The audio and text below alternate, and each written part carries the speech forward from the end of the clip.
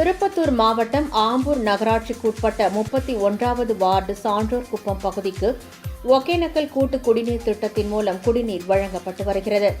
இந்நிலையில் சில நாட்களுக்கு முன்பு குழாய் சேதமடைந்த நிலையில் அதனை சரிசெய்ய அப்பகுதியில் பள்ளம் தோண்டப்பட்டது. ஆனால் பணி முடிவடையாததால் அவ்வழியாக செல்லும் பொதுமக்கள் கடும் அவதிக்குள்ளாகி வருகின்றனர். மேலும் குடிநீர் குழாய் சீரமைக்கப்படாததால் கடந்த 15 நாட்களாக குடிநீர் விநியோகம் செய்யப்படவில்லை என்றும், இதுகுறித்து அதிகாரிகளிடம் முறையிட்டும் எந்தவித நடவடிக்கையும் எடுக்கப்படவில்லை என்றும் கூறப்படுகிறது.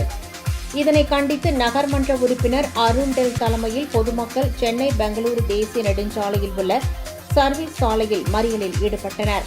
தகவல் அறிந்து சம்பவ இடத்திற்கு விரைந்த ஆம்பூர் நகர காவல்துறையினர் நகராட்சி நிர்வாகத்திடம் பேசி உடனடியாக குடிநீர் வழங்க ஏற்பாடு செய்யப்படும் என்று உறுதியளித்ததை தொடர்ந்து மறியலை கைவிட்டு கலைந்து சென்றனர்.